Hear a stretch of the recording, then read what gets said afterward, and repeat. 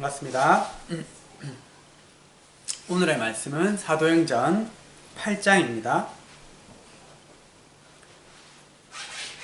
사도행전 8장 5절에서 25절까지 오늘 보겠습니다. 하나님의 말씀 사도행전 8장 5절에서 25절까지입니다.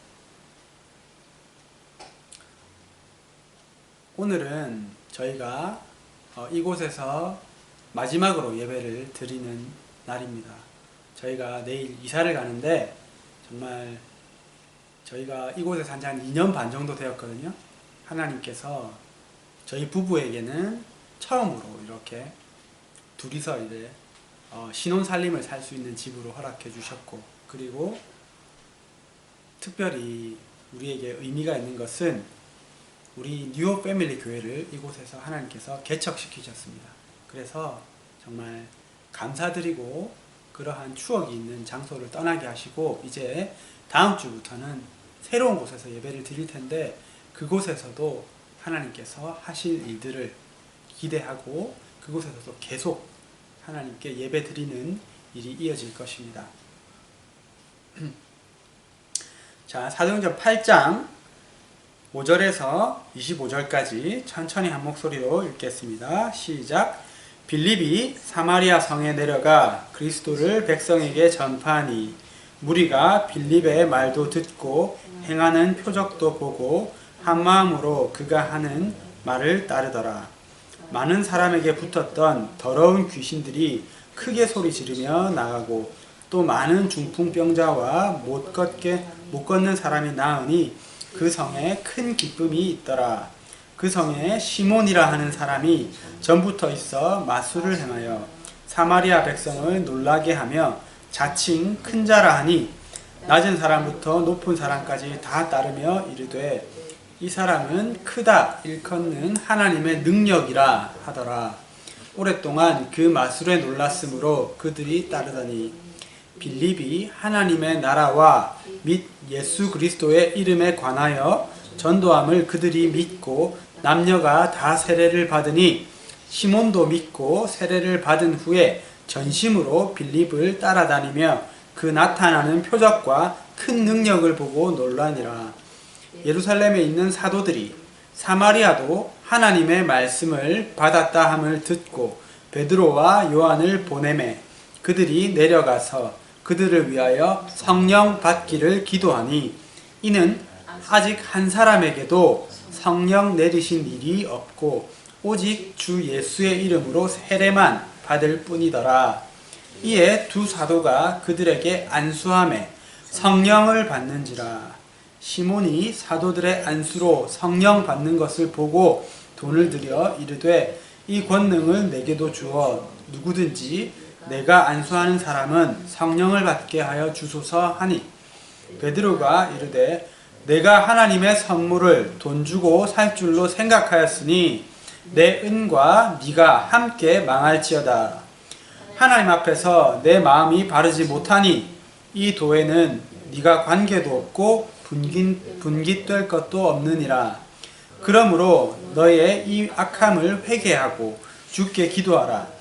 혹 마음에 품은 것을 사하여 주시리라. 내가 보니 너는 악독이 가득하며 불의에 매인 바 되었도다. 시몬이 대답하여 이르되 나를 위하여 주께 기도하여 말한 것이 하나도 내게 임하지 않게 하소서 하니라.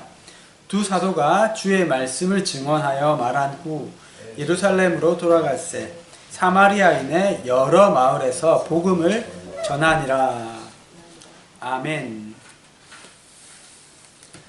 자, 우리가 지난 시간에 7장 후반부를 했는데 사실 그 앞에 부분은 우리 스데반 집사님의 설교 내용입니다. 그리고 그 8장 시작 부분까지 우리가 보았는데 거기서 우리가 초대교회에 세워진 그 7 집사님 중에 한 명 스데반 집사님의 이야기를 보았습니다.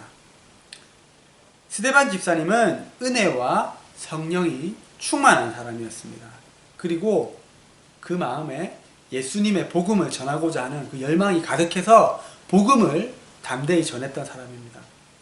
그런데 그렇게 하다 보니까 믿지 않는 사람들의 그러한 시기와 질투를 받게 됐고 결국 유대 지도자들에 의해서 돌에 맞아 죽고 말았습니다. 그래서 그는 복음 때문에, 예수님을 믿는 믿음 때문에 최초로 순교한 순교자가 되었습니다. 이 스데반 집사님의 순교 사건은 예루살렘 교회의 안팎에 큰 변화를 가져왔는데, 먼저 유대 지도자들의 더욱 큰 탄압을 하는 계기가 되었습니다. 그들은 믿는 자들을 색출해서 잡아다가 감옥에 가두었습니다. 그러니까 성도들은 그 핍박을 피해서 온 유대 지역과 사마리아 지역으로 뿔뿔이 흩어졌습니다. 그렇지만 하나님은 이러한 환난 속에서도 일하셨습니다.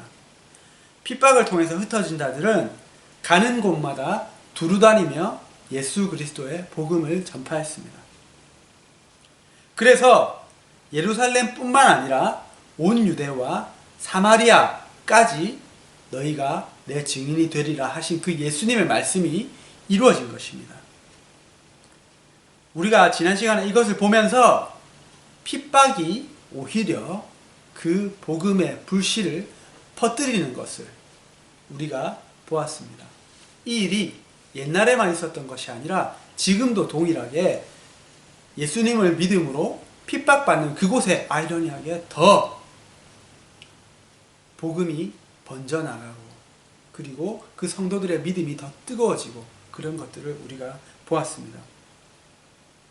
이어서 오늘 본문 말씀은 초대교회 7명의 집사님 중에 또 한 명인 빌립 집사님의 이야기입니다. 예루살렘 교회에 찾아온 극심한 박해 때문에 성도들은 유대와 사마리아로 흩어져서 그곳에서 복음을 전했는데, 빌립 집사님도 그 흩어진 사람 중에 한 명이었습니다. 빌립 집사님은 사마리아 성에 내려가서 복음을 전하고 귀신을 내쫓고 병자들을 고쳤습니다. 많은 사람들이 예수님을 믿는 믿음으로 나아왔고 사마리아 성에는 큰 기쁨이 있었습니다. 그런데 사마리아에 복음이 전해졌다는 것은 유대 지역에 복음이 전해졌다는 것과는 조금은 다른 의미가 있습니다. 이것을 이해하기 위해서 우리가 역사 공부를 조금 해볼 필요가 있습니다. 이스라엘의 초대 왕이 사울 왕이잖아요. 그 다음에 다윗이죠. 그리고 그 다음이 솔로몬입니다.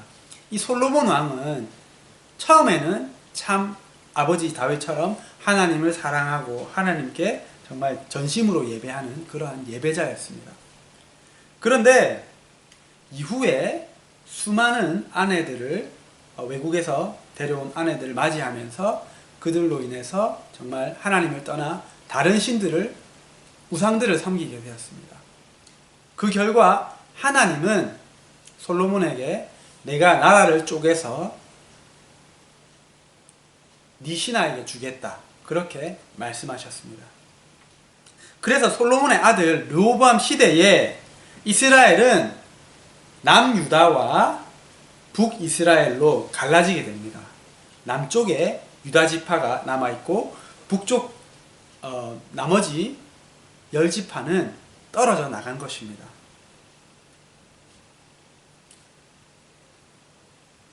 그런데 떨어져 나간 위에 있는 10지파는, 북이스라엘은 하나님을 떠나서 점점점 더 악해져 갔습니다. 물론 남유다도 악하게 행했지만은 그 중에서 괜찮은 왕들이 있었고 하나님을 찾는 분들이 있었는데, 북이스라엘은 정말로 악해서 하나님의 심판을 받아서 얼마 못 가지 않아서 몇백 년 뒤에 멸망당하고 맙니다. 그런데 이 북이스라엘을 멸망시킨 나라가 아시리아입니다. 우리 성경에는 아수르라고 나와 있는데, 이 아수르가 당시에 취했던 정책은 어떤 나라들을 점령하면 그 당시에 북이스라엘뿐만 아니라 그 지역을 통틀어서 다 정복했거든요. 남유다를 제외하고. 어떤 정책을 폈냐면 이 사람들이 만약에 그들의 언어와 정체성과 그들의 그러한 것들을 계속 유지하면 자꾸 독립하려 들고 할 것이기 때문에 피를 다 섞어버린다. 그래서 통혼을 시켜버렸습니다. 그래서 북이스라엘 사람들은 그 이스라엘 사람들의 그 자존심, 우리는 하나님의 택한 백성, 그 순결한 피, 그러한 것들이 희석되어 버린 겁니다. 이 북이스라엘 사람들이 살던 지역이 오늘 빌립 집사님이 전도하던 이 사마리아 지역입니다.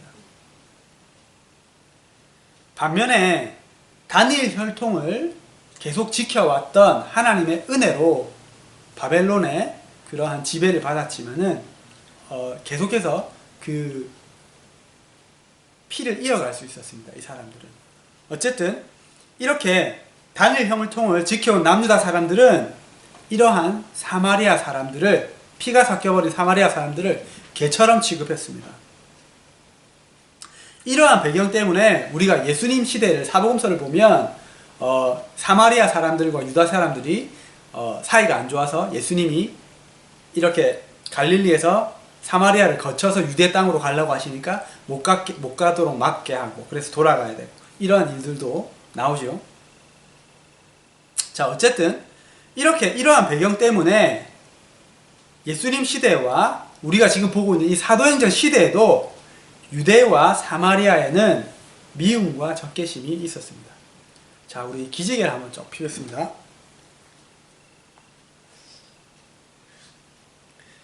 자, 이렇게 유대와 사마리아는 한 민족임에도 불구하고 서로 이러한 역사적인 그러한 관계 때문에, 아픈 관계 때문에 대립을 하고 있었습니다. 그리고 적개심이 있었습니다.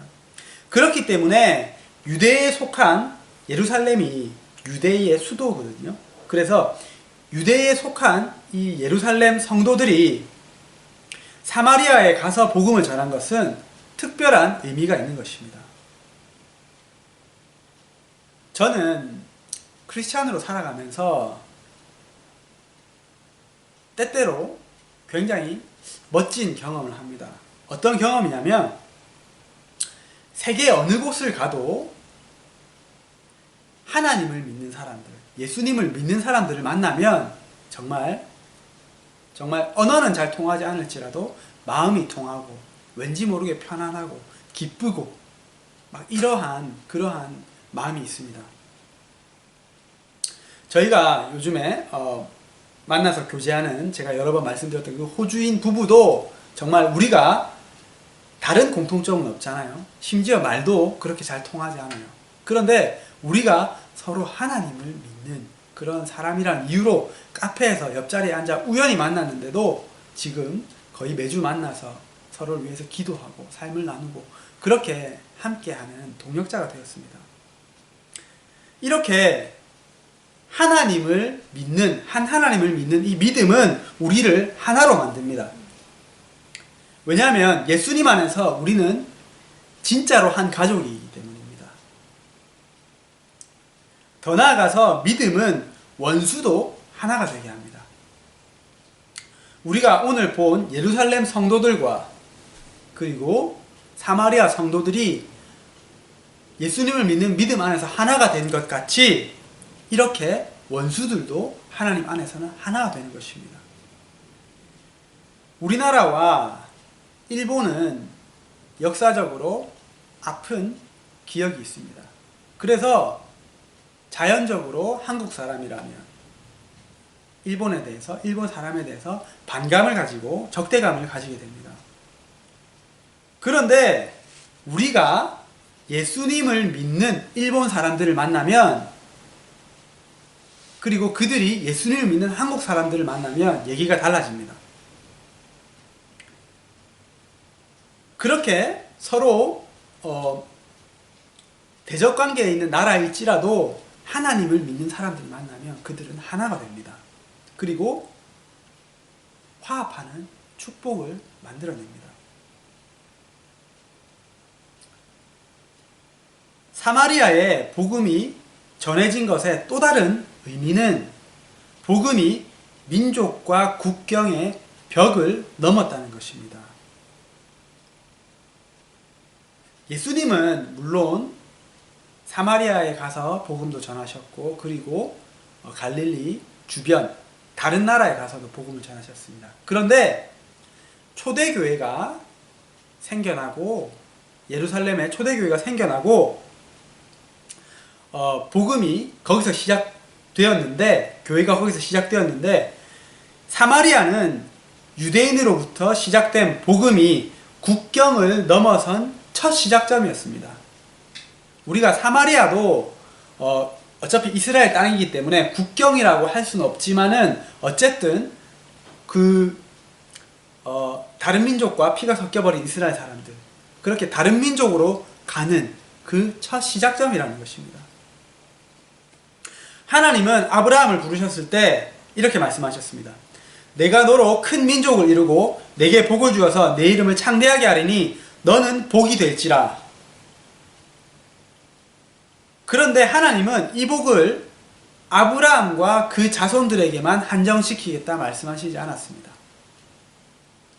하나님은 이어서 뭐라 말씀하시냐면, 땅의 모든 족속이 너로 말미암아 복을 얻을 것이다, 이렇게 축복하셨습니다.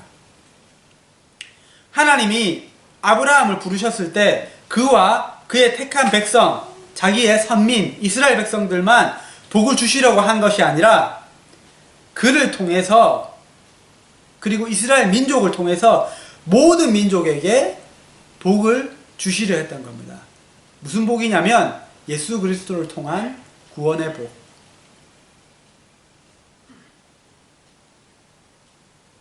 그래서 예수님은 제자들에게 너희가 땅 끝까지 이르러 세계 모든 족속에게 복음을 전하라고 하신 것입니다. 사마리아에 복음이 전해진 것이 우리에게 주는 또 다른 의미는, 우리가 원수에게도 복음을 전해야 한다는 것입니다. 원수에게도 복음이 전해져야 한다는 것입니다. 사도행전 1장 8절은 성령이 너희에게 임하시면 너희가 권능을 받고 예루살렘과 온 유대와 사마리아와 땅끝까지 이르러 내 증인이 되리라, 이렇게 말씀하셨습니다. 이 말씀을 지역적으로가 아니라 관계적으로 보면, 우리가 전도해야 할, 우리가 다가가야 할 예루살렘은 우리 가까이에 있는 가족이나 친한 친구, 이러한 사람입니다. 그리고 그보다 좀 더 멀리 있는, 좀 더 넓은 범위의 유대는 우리 가족이나 친구만큼 가깝진 않지만은 우리와 그나마 가까이 있는 사람들, 예를 들면 직장 동료라든지 친척이라든지 이런 사람들에게 복음이 전해져야 한다는 것입니다. 그러면 사마리아는 무엇을 뜻하냐면, 내 지근거리에 있지만, 유대처럼 내 지근거리에 있지만 나와 별로 그렇게 사이가 좋지 않은 사람들, 나와 대적관계에 있는 사람들, 나를 미워하는 사람들, 그런 사람들을 의미합니다. 예수님께서 이렇게 말씀하셨기 때문에 우리는 나와 사이가 좋지 않은 사람들에게도, 나를 미워하는 사람들에게도 사랑으로, 그리고 우리의 정말 깨끗하고 아름다운 삶으로 계속해서 복음을 전해야 합니다. 그러다가 성령께서 기회를 주시면 우리가 예수님을 증거해야 합니다. 하나님은 그들도 우리와 마찬가지로 사랑하시고 그들을 구원하시기 원하십니다. 그리고 예수님은 우리의 죄뿐만 아니라 그분들의 죄를 위해서도 돌아가셨습니다.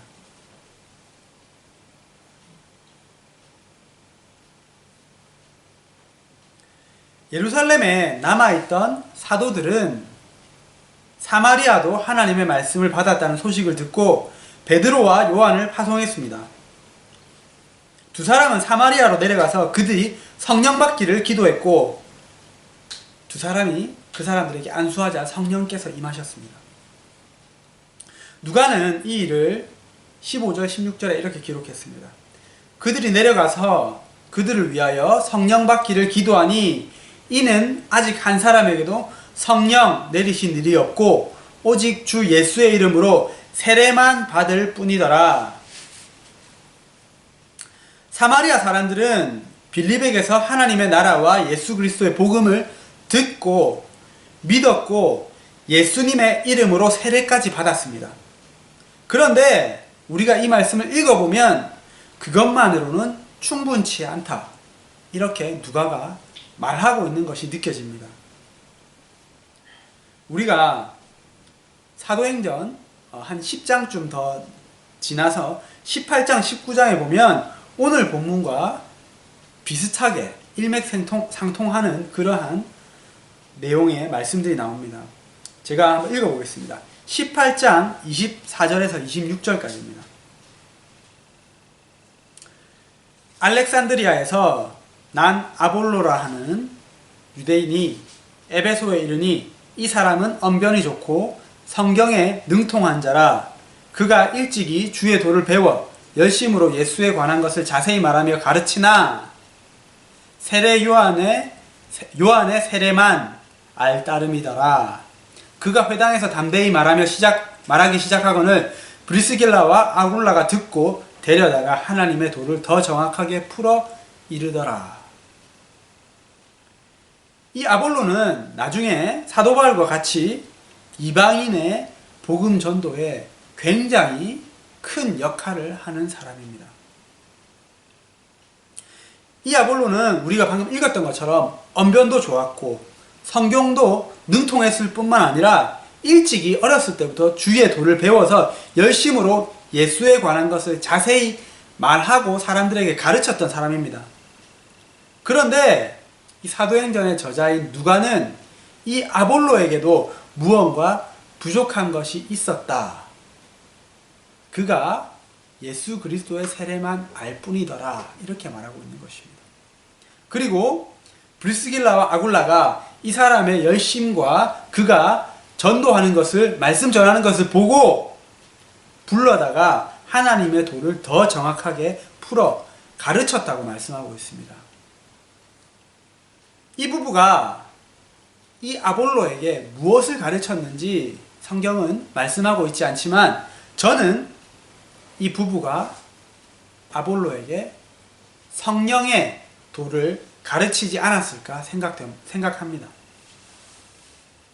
또 19장에 보면 바로 이어서 19장 초반부에 보면 사도 바울이 에베소에 와서 성도들을 만나서 묻습니다. 너희가 예수님을 믿는데 너희가 믿을 때 성령을 받았니? 그러니까 그들이 대답합니다. 우리는 성령의 계심도 듣지 못했습니다. 바울이 이야기합니다. 그러면 너희가 무슨 세례를 받았느냐? 요한의 세례입니다. 바울이 이야기합니다.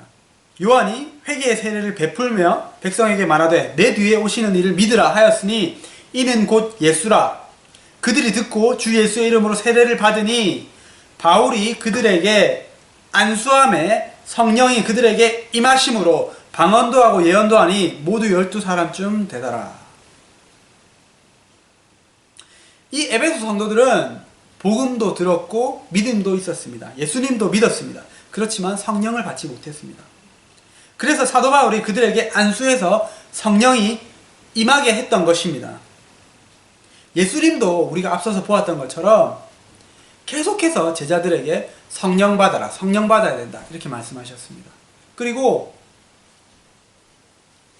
세례 요한도 예수님을 보고 나는 물로 세례를 너희에게 주지만은 내 뒤에 오시는 분은, 예수님은 너희들에게 불과 성령으로 세례를 주실 분이다.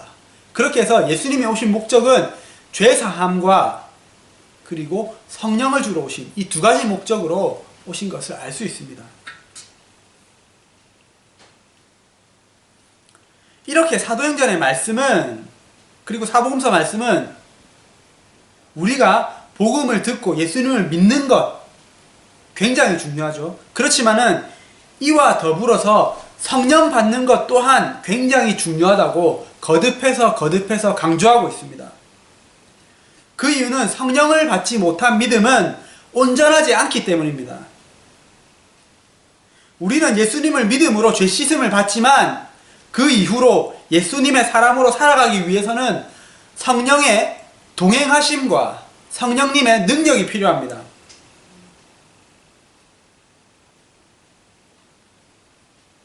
예를 들어 우리가 예수님을 믿게 된 그 순간을 결혼하는 순간이라고 치면은 그 이후에 예수님을 신랑으로 모시고 살아가는 그 평생의 삶은 성령과 동행하는 그 삶입니다.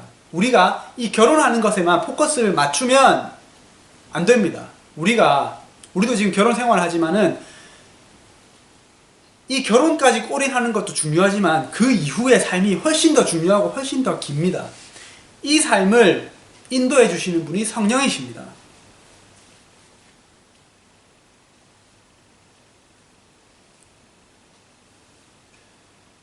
예수님의 죄사함의 복음만 알고 성령의 임재와 능력을 모르면 우리는 변화되기 어렵습니다.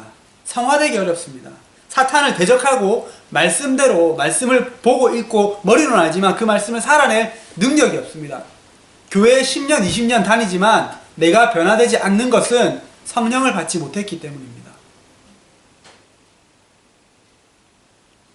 저도 예수님을 모태신앙으로 오랜 시간 믿었지만은 이 본문에 나오는 사마리아 성도들처럼 그리고 에베소 성도들처럼 예수님의 그 구원의 복음만 알았지 성령의 도에 대해서는 잘 알지 못했습니다.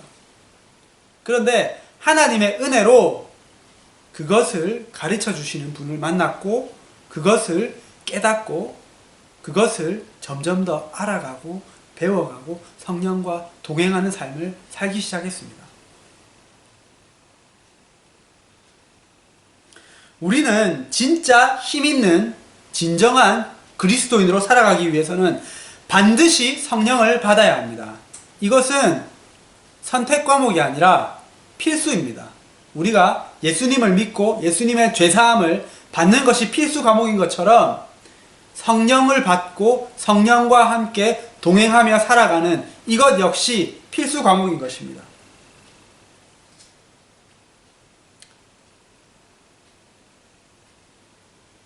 우리 진짜 성령을 받고 진정한 그리스도인으로 힘있는 파워 있는 열매 맺는 변화되는 그러한 크리스천의 삶을 사는 저와 여러분이 되시기를 축복합니다. 마지막으로 사마리아에 시몬이라는 사람이 있었습니다. 이 사람은 신기한 능력을 가지고 있었는데 마술을 하면서 사람들을 현혹했습니다. 그래서 사람들은 시몬을 보고 와, 이 사람은 진짜 크신 하나님의 능력이다 이렇게 평가했습니다. 그런데 어느 날 빌립 집사님이 와서 이 사람들에게 복음을 전하니까 사람들의 이목과 관심이 다 빌립에게로 집중이 되었습니다. 이 시몬도 이 빌립 집사님의 복음을 듣고 믿게 된 자 중에 한 명이었습니다. 그리고 얼마 후에 예루살렘에서 두 사도가 와서 사마리아 성도들에게 안수하여 기도할 때 성령이 임하는 것을 보고 이 사람은 놀라며 말했습니다. 돈을 주면서 나에게도 이 능력을 주어서 누구든지 내가 안수하는 사람은 성령을 받게 해주십시오. 그러니까 베드로가 대답합니다. 네가 하나님의 선물을 돈으로 살 줄로 생각했느냐? 내가 네 돈과 함께 망할지어다. 하나님 앞에서 네 마음이 바르지 못하니 이 복음에는 네가 상관도 없고 분깃도 없다. 너는 이 악함을 회개하고 주께 기도하라. 혹 마음에 품은 것을 용서해 주시리라. 마술사 시몬은 빌립으로부터 복음을 듣고 예수님을 믿고 세례도 받았습니다. 그런데 그 마음에 순수한 동기는 없었습니다. 그는 빌립이 전한 예수님의 복음보다 빌립이 행하는 표적과 큰 능력에 더 관심이 많았습니다. 그리고 사도들이 안수함으로 성령이 주어지는 그 능력에 더 관심이 많았습니다. 아무래도 마술사였기 때문에 이러한 신비로운 일들에 더 관심을 가지지 않았나. 자기가 그것으로 유명해졌기 때문에 더 그렇지 않았나 생각이 됩니다. 그리고 이 시몬은 이 능력을 돈 주고 사서 자신이 더 유명해지고 자신이 더 드러나고 하는데 사용하고 싶어 했습니다. 그는 사람들의 평가처럼 크신 하나님의 능력이 아니라 베드로의 말처럼 악독이 가득하며 불의의 매인자였습니다. 그들은 베드로의 책망을 듣고 자신의 잘못을 뉘우치거나 회개하지 않았습니다. 그는 그저 저주가 자신에게 임할까봐 두려워서 베드로에게 하나님께 기도해서 당신이 말한 것이 그 저주가 내게 임하지 않게 해주십시오. 이렇게 말했을 뿐입니다. 어떻게 보면 이 시몬은 마술로 사람들을 현혹시켜서 사람들에게 인정받고 나름 사회적으로 성공한 사람이었습니다.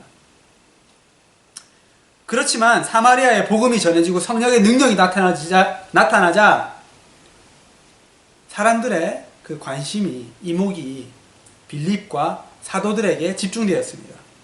그래서 그는 더 인정받고 더 성공하고 싶은 마음을 이제는 사람들이 관심을 가지는 복음 사역으로, 성령 사역으로 전향해서 접목하려고 한 것이었습니다. 우리에게도 이 시몬과 같이 순수하지 않은 목적이 있는지 뒤돌아봐야 됩니다. 특별히 저와 같이 하나님의 일을 하는 사람들은 세상에서 성공하고 싶은 마음을 이제 세상 직업은 다 내려놓았으니 더 이상 세상에서 성공하긴 글렀고, 목회에 그 마음을 그대로 가져와서 목회에서 사람들에게 인정받고 성공하려고 그것을 그대로 접목시키지 않는지, 이 시몬과 같이 하지 않는지 살펴보아야 합니다. 저도 이 마음에서 100% 자유롭다고 절대 말할 수가 없습니다. 시몬이 요구했던 안수에서 사람들에게 성령을 주는 일은 분명히 좋은 일입니다. 그렇지만 그 동기가 악했기 때문에 그는 복음 사역에 동참할 수 없었습니다.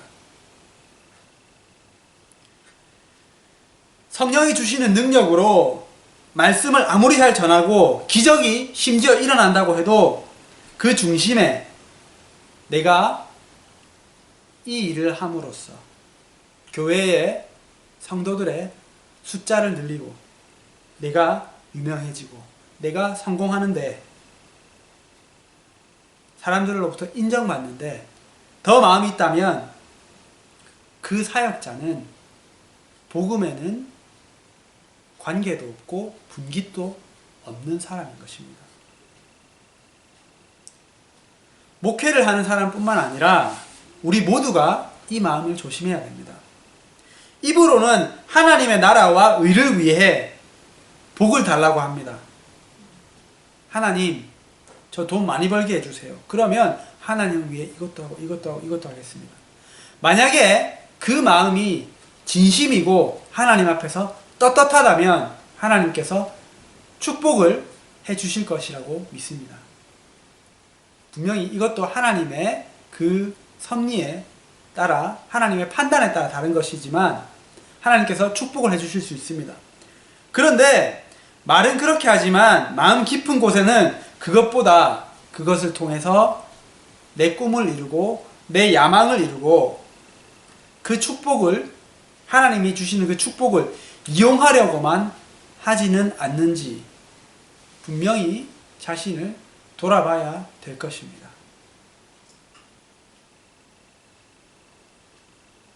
어쩌면은 나도 스스로 속고 있는지도 모릅니다. 성령께 내 진짜 마음이 어떤지 드러내 주시기를 기도하시기 바랍니다.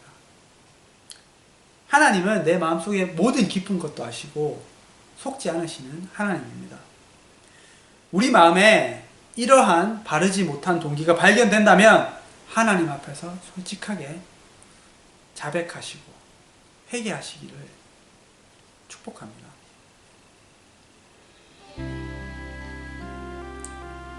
우리가 오늘 정말 귀한 말씀을 하나님께서 우리에게 해주셨습니다. 정말 이 말씀을 기억하면서 우리가 기도함으로 말씀을 맺겠습니다. 우리가 먼저 하나님을 믿을 때에 필수 과목인 예수님을 믿고 죄사함을 받는 이것과 더불어 반드시 성령을 받고 그리고 그 성령과 함께 동행하며 정말 이제는 내가 사는 것이 아니라 내 안에 계신 성령님께서 주인 되어서 내 삶을 이끌어 가시는 그 삶을 살게 해달라고 진심으로 기도드리기 바라고, 그리고 내 안에 이 시몬과 같이 하나님을 이용해 내가 성공하려 하고 내 야망을 이루려 하는 이러한 악한 동기가 있다면 주님 이것을 드러내시고 이것을 제거하여 주십시오. 그렇게 기도하시고, 마지막으로 우리가 우리의 사마리아, 우리를 미워하는 자, 우리와 적대의 관계에 있는 자들에게도 예수님의 사랑과 복음을 전해줄 수 있는 우리가 될 수 있도록 기도드립니다.